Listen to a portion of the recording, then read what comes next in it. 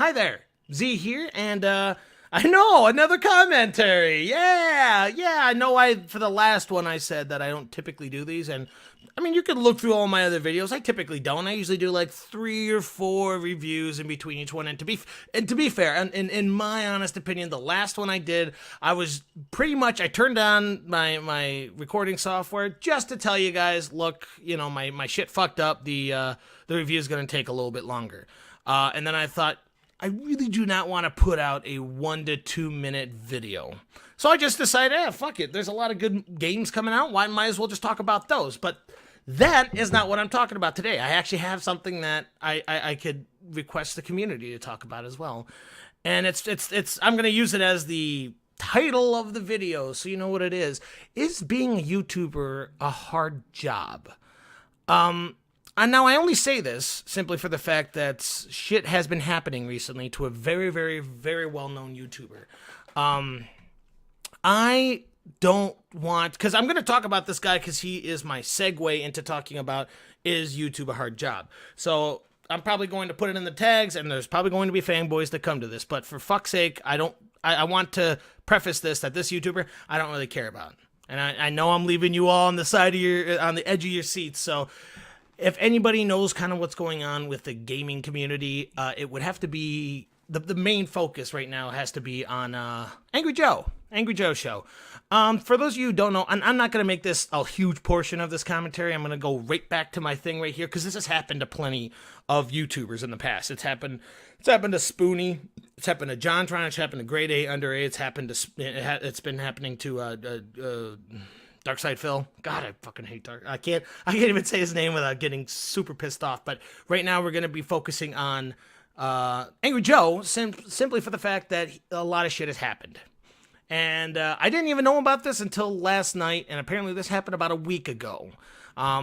It's so weird. Like, there's a guy that I watch called Some Ordinary Gamer, I think is what it was. He does a lot of dark web stuff, and you know I love that fucking horror type shit.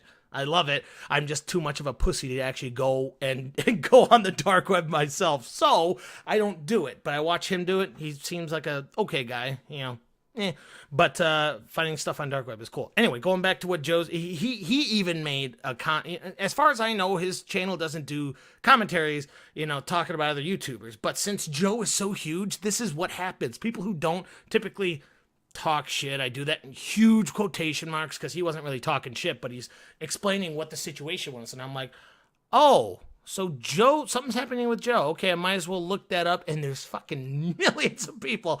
I'm not trying to jump on a bandwagon here, by all means, because I don't really care about Joe. And I'm going to say that again. I don't care about Joe. So fanboys that came in here, people who hate him who came in here and want to validate your opinion, you're not going to get it from me. I'm just using him as an example of the most recent example of what happened with YouTubers snapping at the stress of the job. I don't know. We'll go into that later. But for those of you who don't know who Joe is, he's a YouTuber that reviews games, kind of like yours truly.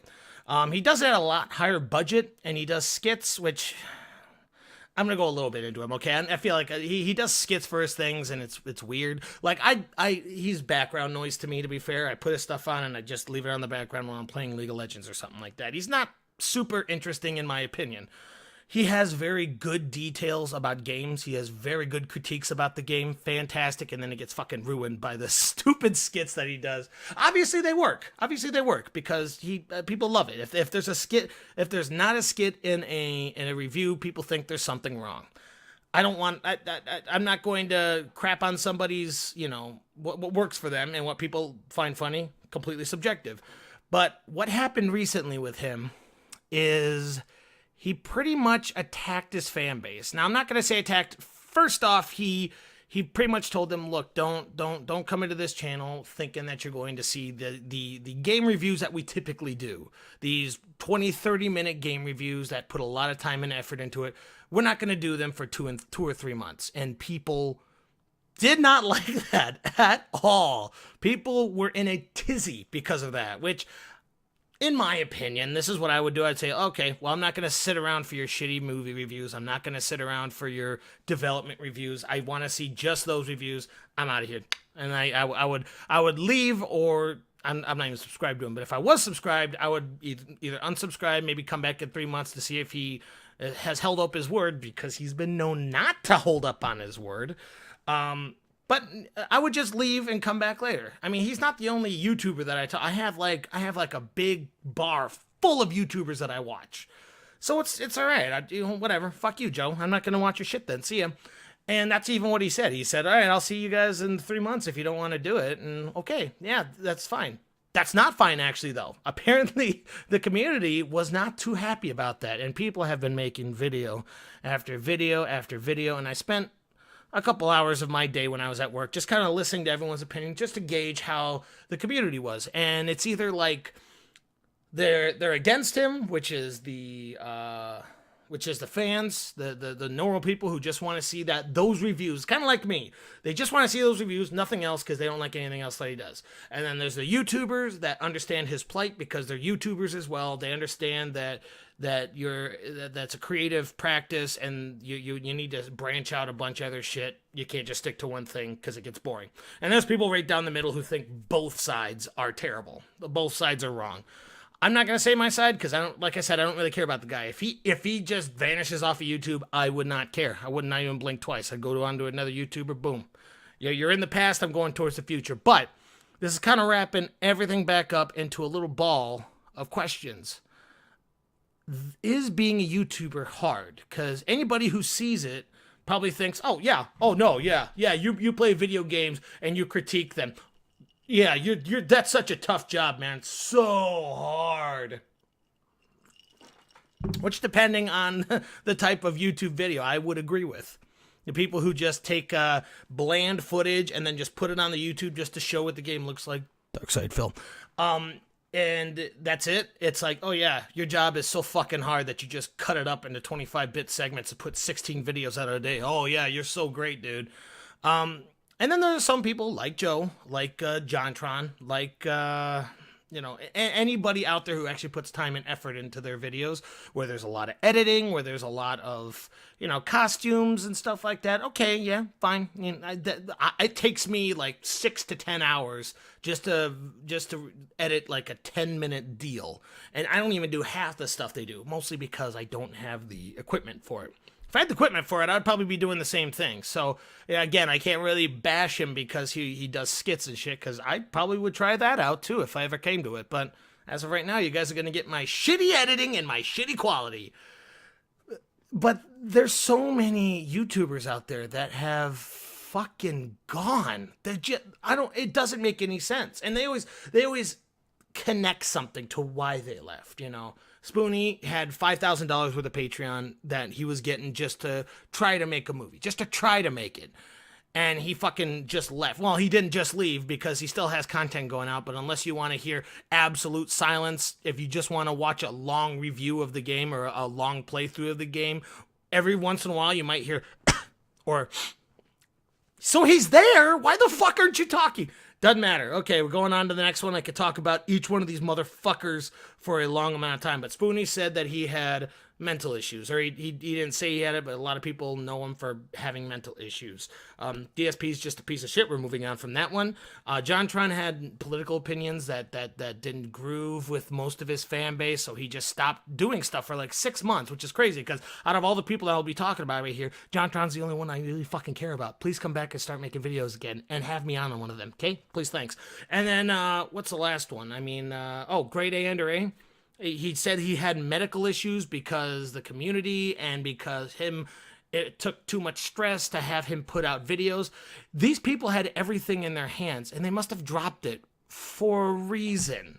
Like, there has to be a reason. It's not just, oh yeah, I have a few million followers, and I'm just gonna leave. I'm just gonna say, nah, this is all right. I mean, you can definitely do that. It's your channel. You can do whatever the fuck you want, but there has to be something more. And I was really thinking about it, and I'm thinking that there's a few things that could have happened. Now, YouTube's always it's a monster that never stays in the same form. It always changes things. The algorithms change. Just everything could go bad for you. You could be making a shit ton of money at one point, then you could make nothing the next day. Fair enough. I mean, it's their own company. They could do whatever the fuck they want. But that has to put stress on people. If my only job was this, and I've done the same thing for, let's say, 2 years. Let's say if I got big enough and 2 years I was doing this as my job, and then something changed on a dime and they said, Zach, you say cunt too much. You can't do that anymore. Ha ha, good. Because I like saying cunt. I like saying fuck. I like saying shit. If you're telling me I can't do that anymore, we're going to have some problems. And I would stress about that, obviously. Would you sacrifice your creative integrity just so you can get more money? Maybe you will, maybe you won't. Who knows? There's Blip TV. You could just be a full-time streamer, like what some YouTubers did at the Adpocalypse. Who knows what the fuck you're gonna do? There's another thing that probably not a lot of people think about is the community. Now, obviously, you're probably going to think that and be like, "Oh yeah, having a community that's at your every whim is such a terrible thing." Well, yeah, it's a good portion of that is people who like you, sure, yeah, but there's a handful of people, and depending on how big your fan base is, it could be multiple handfuls of people that hate your fucking guts. And there's no reason for them to hate your guts. You haven't insulted their mother, you didn't rape their father, you haven't done anything to them, and they hate you because people are assholes. And a lot of people out there, the only person I could think about, but I'm sure that there's more, but the only person I could think about that has issues with like negative comments and shit is Boogie2988. He's been harassed a lot. I understand that. He has PTSD. I understand that too. You cannot be on YouTube if you're going to be a big pussy about things. You can't. You just can't. And Joe kind of pulled the pussy card a little bit, just a little bit. Like he didn't say "fuck it." I'm gonna restrict everybody. Well, no, he did restrict everybody from talking on in like his past like 6 videos. He turned off comments and turned off ratings. So maybe he did do that. He pulled a little bit of a pussy card. That's gonna be probably one of the only personal things I will say about this whole situation. But man, I just don't get it. Like a lot of popular YouTubers are in their 30s or something. They grew up around the internet. I don't get it because when I was younger, I got picked on mercilessly in high school. I could not get away from them. They didn't like me because I was overweight. They didn't like me because I was quiet, because I like nerdy things. They just didn't like me. So I got picked on. And then when I went home to engross myself in the thing that I love the most, they picked on me there too. The online community can be a dick, but you know what you do? You get a thick fucking skin, and that's what you do. Not a lot of people know this about me because I'm kind of an asshole, and that's still fairly true. But I'm a very kind asshole, I like to think. There are some things that make me cry out there, like dead dogs. If there's a dying dog in a movie, oh boy, I better get out of that room because I'm going to start tearing up. But if anybody calls me a cunt-dragging fucking, dick puncher, I'm going to be like, oh, that's a very interesting insult. Rude, but okay.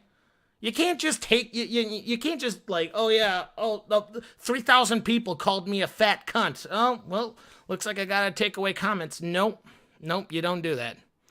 But I can understand some people are not like me and they don't have thick skin for cuss words or any sort of mean words.